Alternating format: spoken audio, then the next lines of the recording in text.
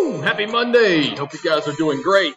Man, if that doesn't get you up and out of bed, get your blood flowing, make you want to run a marathon, I don't know what will. That's I'm Tiger. That's some good training music right there. Happy Monday. Today is March the 8th. I'm excited. We got all kinds of great things going on here at Allen J. Prep today, including 8th grade scholars back in the building.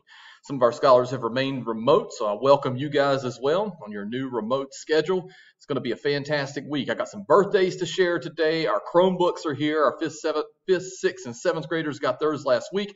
8th graders will get them today. And our remote scholars, be on the lookout. We're going to be inviting you to come to campus to pick up your Chromebook very soon. We only got 3 weeks until spring break, so 3 straight weeks, and you guys are out for spring break. And before you know it, man, we're going to put a bow on this 2021 school year. But it's going to be a great week. Let's get rolling with some birthdays. I want to say happy birthday today to Thais Morla Vasquez. Her birthday's today. Anaya Lloyd has a birthday on Tuesday. Jackson Fitzgerald, happy birthday to you on Thursday. Looks like Julian O'Leary celebrating a birthday on Friday. Happy birthday to Julian. And Logan Mickles has a birthday on Saturday. So happy birthday to each and every one of those scholars. Hey, this year, I know you've been following along. We've had this leadership theme. It's called Finding the Superhero Within. And we've been challenging you to overcome obstacles and to think about your superhero characteristics. And we use like DC and Marvel characters from films, from comic books, just to help us learn about leadership. But ever since winter break, we've shifted to American heroes, and I've been trying to expose you to some individuals that I regard at very high esteem. Some of them were like civil rights leaders, some of them are athletes, some of them are dancers, which is an athlete as well. And then last week, or the past several weeks, we spent some time talking about a collection of gentlemen that were somehow connected with either Tuskegee Institute or North Carolina A&T. And so you see Mr. McNair, you see Mr. Booker, George Washington Carver, Dr. Patterson, and Benjamin Oliver Davis Sr. and his son, Jr. And last week's lesson was about being dedicated to service. They are American heroes because they were dedicated to serving their country and did it in remarkable fashion. Well, this week, I want to shift and give you a new theme to think about. And I'm challenging everybody who's watching and listening this morning to be a runner. All right. Now, running is going to be a metaphor for leadership today, but I also want to talk to you about the physical activity of running because I think we can learn a lot from it. I'm a runner. I enjoy getting out there and getting after it as often as I can. I know there's some staff members that would consider themselves to be runners. Like I know Miss Durham. I know she tries to run often in the mornings. I think Mr. Myers is a morning runner. I'm typically a morning runner. There's probably many other staff members that would consider themselves runners. Some people might say, well, I'm just not a runner. But everybody can run. It's kind of like leadership. Nobody can say, I'm not a leader. Everybody can be a leader. Everybody can be a runner. And I think we can learn a lot of life lessons and lessons about leadership in thinking about this concept of running. Just briefly, my history with running is when I was your age and through high school, I just played a lot of sports. I played soccer competitively, and you run nonstop in that game. So I was always in pretty good shape. And then when I went on to college, didn't have a chance to continue playing a lot of sports. I started running a little bit, and then later in life, it's become an opportunity to kind of help keep my weight in check and stay healthy as best I can. But it also provides some other benefits that I'll get to in just a moment. I like running in the morning. Mostly, it gets my day off to a great start. But sometimes I run in the evenings. And so I think some people don't enjoy running. They may say that there's some things about it that just aren't pleasant. But running is actually very simple, man. You tie your shoes. You put your right foot out and then your left foot out, and then you just repeat that process and speed up a little bit before you know it, you're running. And it'll take you to all kinds of places. I like that phrase. It says being a runner is a mindset. It's a mindset. But people say, running can be tiring. They say it might make your muscles sore. Some people think it's boring. We'll talk about some ways to overcome that. And you do have to set aside time to do it because running is an activity, and so you have to kind of schedule it into your day. But there are tremendous benefits in running, and I want to share some of those with you, and then I'm going to introduce an American hero to you. This idea of running, this activity of running has a lot of physical benefits. For example, you see this runner on the screen. She's got powerful, strong legs. Her heart's in great condition. She's got strong muscles. It does have a mental effect on individuals as well. It gives you a focused and a happy mind. We all want that. Strong immune system, it keeps you healthy, but it gives you strong bones and joints, flexibility. It just has all kinds of positive benefits. Some others that I add is that it creates a life of discipline. Like if you're a runner, it's like something you're committed to doing on a daily basis. And if you don't get a chance to do it, you're kind of frustrated because it's part of who you are. It's something you can do individually. Like if you get bored while you run, you're running individually. You can put your beats in. You can listen to a sermon series. You can listen to music, listen to podcasts. It does give you time away from any other responsibilities. Like when you're running, that's all you're doing. You're just running, and it kind of helps you to relax a little bit, provide some mental focus. But one of the cool things about running is it gives you an opportunity to compete. You can either compete against yourself with trying to beat your individual time, or you can set goals to actually compete in races. I like running individually. Sometimes I run with my Labradoodle. Sometimes I run with my wife. But one day when I was in New York City, man, I went to run here. Mr. Will and I were actually in New York City probably, 10 years ago. And I got up early in the morning and I was like, Mr. Will, man, I'm going to run. And I was about 3 blocks away from Central Park, which is uptown New York City, right there in Manhattan. And I was like, I'm going to be the first one there. So I got up at like 5. I was about several blocks away. So I ran, got to Central Park. And as soon as I got on the track or the path, there were hundreds of people just flying by me. Like they're doing this every single day. And here I was visiting Central Park thinking I was going to be the first guy to go run. You can go to Central Park any time of day and there will be hundreds, if not thousands, of runners. So you don't have to always be competing in a race in order to be a runner, but this is an awesome place to run if you ever find yourself in New York City. So one of the biggest races that a runner can compete in is called a marathon. And a marathon is 26.1 miles. I have never run a marathon. I ran a half marathon in Virginia Beach. That's 13.1 miles, and that's a good little run. That took me the better part of 3.5 hours to complete. Some people can complete full marathons in 3 hours, 2 hours, or even below if you're competing at a very high level. Unless I'm mistaken, there's only one individual on staff and probably in Alan J. Prep building today that has ever registered for and completed a marathon. You may know who it is if you've been at Alan J. Prep for a couple of years. If you're a 5th grader, I bet this individual has never shared it with you. But the only staff member to complete a marathon, Mr. Hammond. Give it up for Mr. Hammond. Ran 26.2 miles several years ago and completed a marathon. Let's talk about the most famous marathon because this is where our American hero is going to come in. So the Boston Marathon has been around all the way since 1897. So it's like 120 some years old. And when it first started, it had 15 individuals that were lined up to compete, only 15. Today it has 30,000 people. It's the longest running annual marathon in the world. So people come from all over the world to compete in the Boston Marathon. And if you win this, I mean, it's like a huge cash prize. You get on the front cover of Runner's World, probably get Adidas contracts or Aces contracts to sell your shoes. I mean, it's a big deal if you win this thing. But you can't just go up there and sign up. You see, you have to be a runner. You have to be somebody that is competing regularly and you have a time in a previous marathon that is strong enough that you can compete in this race. Because if you're like a 5-hour marathoner and you get in this group, you're holding people back. So they're not letting you in. So you have to qualify to be one of the 30,000 people, and then you get an invitation to compete. Now, the Boston Marathon has given us lots of memorable moments over the past several years. For example, this individual right here, he's a United States Marine who had come back from Afghanistan, and his legs gave out at like mile 25 and a half. I mean, they gave out. He could not move. So he used his upper body to crawl across the finish line. What a great lesson. He's a runner.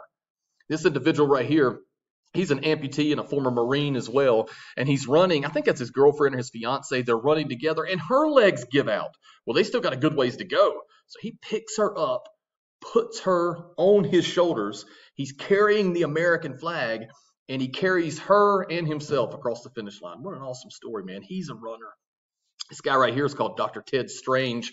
He lives in New York City, but he runs the best Boston Marathon every single year.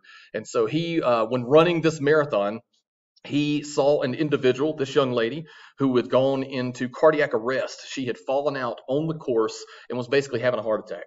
And there's no medical folks there, but he's a medical doctor. So he stops the race. He goes over, he administers CPR, gives her mouth to mouth, gets her heart back in rhythm, waits for the medics to get there, then gets up and finishes the race. He had like 9 miles to go and he got up and finished the race. So what an awesome story that is.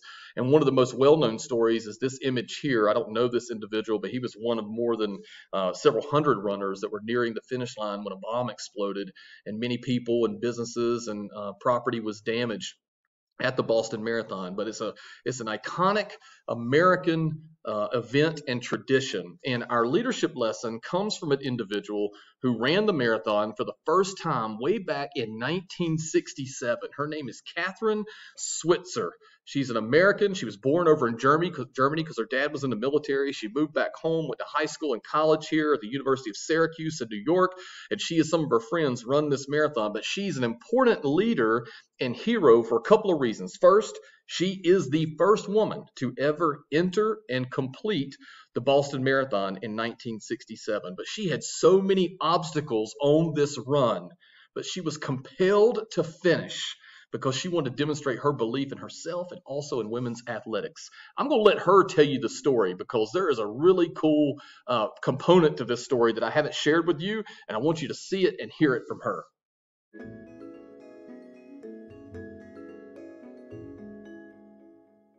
The idea of running long distance was always considered, very questionable for women because, an arduous activity would mean that you're going to get big legs and grow a mustache and hair on your chest and your uterus was going to fall out.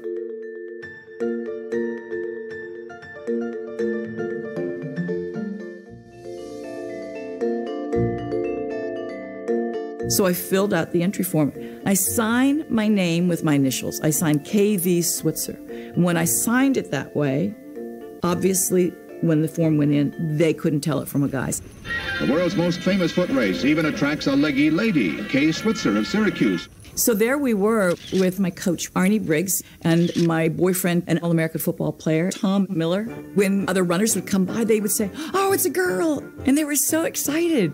And Arnie was saying, "Yep, I've trained her." And all of a sudden, the flatbed truck is in front of us, and I heard the photographer saying, "Slow down, slow down, slow down." And they're taking pictures of us. On this truck was the race directors. One of them was a feisty character by the name of Jock Semple. He just stopped the bus, jumped off, and ran after me. Suddenly I turned, and he just grabbed me and screamed at me, "Get the hell out of my race and give me those numbers." And then he started clawing at me, trying to rip my numbers off. And I was so surprised. And he had the fiercest face of any guy I'd ever seen, and out of control, really. I was terrified. And all of a sudden, my boyfriend, Big Tom, gave Jock the most incredible crossbody block and sent Jock flying. And all of this happened in front of the press truck. The journalists got very aggressive. "What are you trying to prove? Are you a suffragette? Are you a crusader?" Whatever that is, And I said, "What? I'm just trying to run." They finally left. Then it got very quiet. Snow's coming down. Nobody's saying anything. And I turned to Arnie and I said, "Arnie, I've gotten you into a lot of mess here, I guess." But I said, "I don't know where you stand in this." But I said, "I'm going to finish this race on my hands and my knees if I have to, because nobody believes that I can do this." And suddenly I realized, if I don't finish this race, then everybody's going to believe women can't do it and that they don't deserve to be here and that they're incapable. I've got to finish this race. I finished in 4 hours, 20 minutes. That race changed my life. It wasn't until about midnight when we were driving back from Boston to Syracuse University and we stopped on the thruway to get an ice cream and some coffee. Did we see the newspapers and the covered front and back of all the different editions with the pictures. I realized that now this was very, very important, and this was going to change my life, and it was probably going to change women's sports.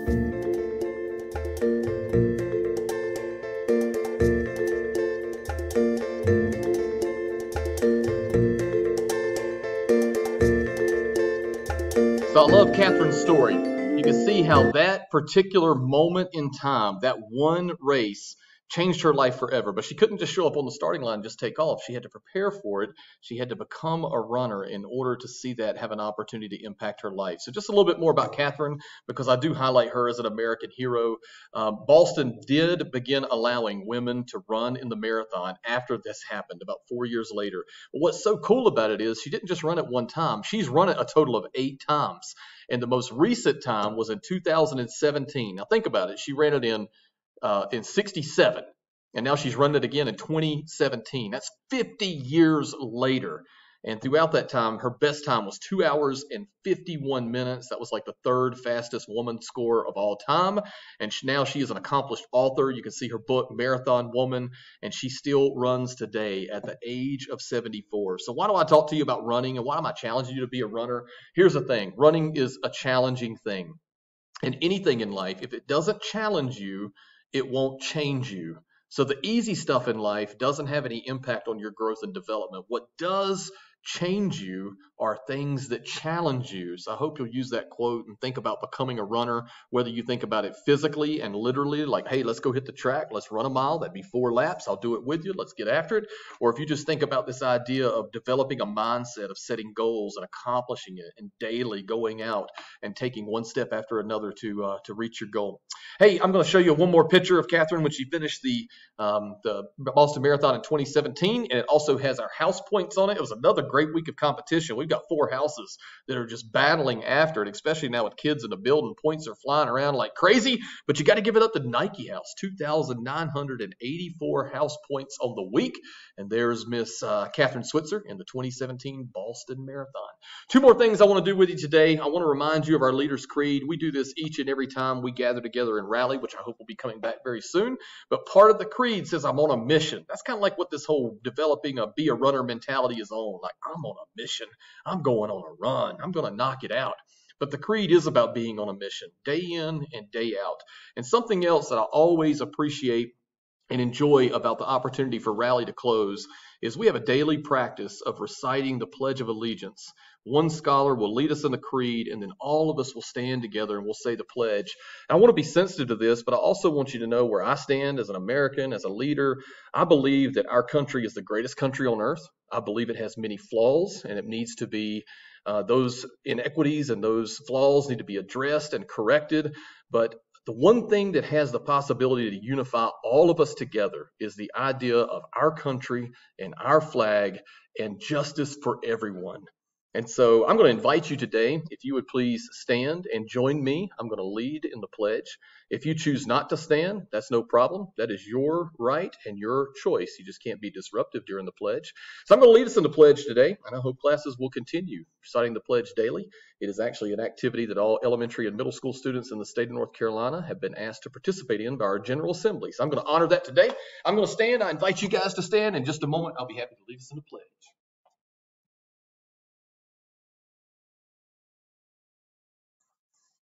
I pledge allegiance to the flag of the United States of America and to the republic for which it stands, one nation, under God, indivisible, with liberty and justice for all. Hope you guys have a great day. I'm going for a run. Be a runner.